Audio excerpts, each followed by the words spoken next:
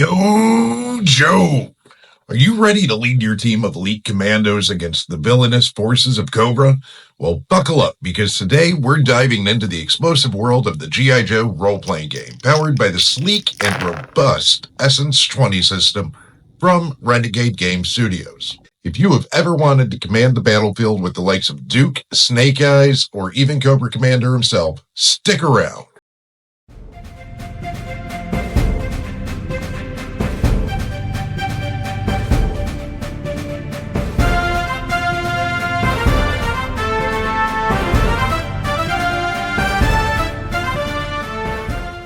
Essence 20 is the chassis that powers this machine of mayhem, a role-playing system designed to bring the action-packed world of G.I. Joe to your gaming table.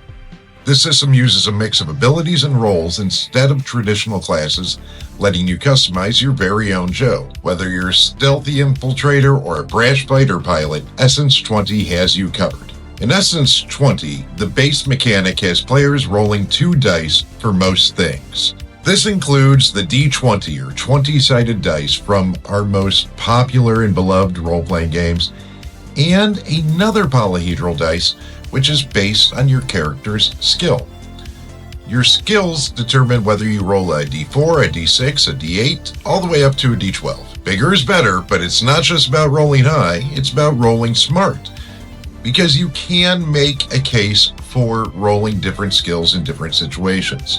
That is up to your GM whether to allow. Your skill will determine which dice you roll alongside that D20. But there is more to it than that. Your characters may have perks, or something from their role, or there could be something environmental impacting the roll. These cause shifts. These shifts do not add or remove dice, but modify the dice that you're rolling. You're always going to have that D20, but let's say your character has a D6 in stealth. They may be granted a shift from a perk from their roll that makes them better at doing some shady shit. So instead of rolling a D6, they get to roll a D8. Maybe the lighting is also perfect for the roll, and the guarding forces are distracted by something else. Bring in another shift to make that D8 a D10. However, your character is in a bright neon tracksuit. Maybe that's going to bring in another shift, but this time lower that D10 back down to a D8. This step is akin to the game master modifying the difficulty on the fly, something that they have to do in a lot of role-playing games. So they may have their work cut out for them trying to quickly figure out everything that could impact the roll based on a number of different factors. I say they need to be able to do this quickly because they do not want to bog down the game trying to figure out what the player needs to roll. The player is welcome to offer suggestions or request certain considerations. You're going to see this a lot when first starting out, but it should smooth out and speed up after you've played together for a little while. Players do not take this as an invite to argue with the GM or browbeat them into submission. Sadly, I've seen it happen just about every game of every system, especially with new GMs. Tisk, tisk. You wonder why it's so hard to find someone to run a game or get a campaign to last longer than 3 sessions. Do you remember Advantage and Disadvantage from that other role-playing game about warriors and wizards and mazes and mythical beings? Yep. That rule makes an appearance here as well in the G.I. Joe RPG or Essence 20 system. Here, it is called Edge and Snag. When you have Edge, you get to roll 2d20 instead of just 1, and take the higher of the 2 rolls. When you hit a snag, you roll 2d20 and take the lower of the 2 rolls.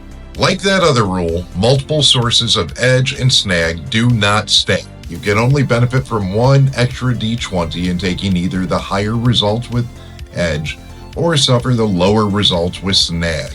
If both snag and edge could apply to the same roll, you get neither and just roll a single d20.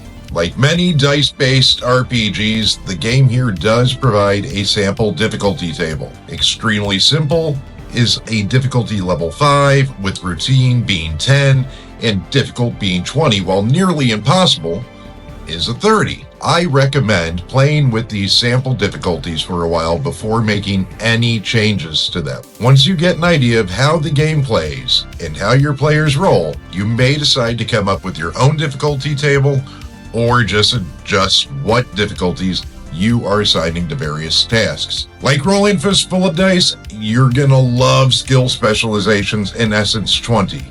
The way specialization works here is that it gives you extra dice to roll. How many dice? Well, that depends. Let's use that same example of the character trying to be stealthy in the neon tracksuit. When last we left them, they were about to make a roll of d20 plus a d8. Let's say they have a specialty that applies here. In that case, the player would roll a d20, as well as a d8, a d6, a d4, and a d2, or coin flip. They will then get the benefit of the highest result of the smaller dice to add to their d20. So if they rolled a 3 on the d8, but a 4 on the d4, they're going to apply 4 to their base d20 roll. This also comes in super handy when trying to score a critical success. Check out how these guys handle fumbles and critical successes, in essence 20. Whatever the roll, if you score a 1 on the d20, it is considered a fumble. That's simple enough, right? Everyone still with me? Good. On the flip side, you're not looking for a 20 on a d20 to get a critical strike. You're eyeballing that skill die. So in the example we used above, where the character was rolling a d6, a d8, and a d4, that's what we're going to look for. If any of those come up with the highest result possible on that specific die, that would be a critical success. Unfortunately, the d2 doesn't count for this, but having a specialty really ups the chances of scoring a critical hit.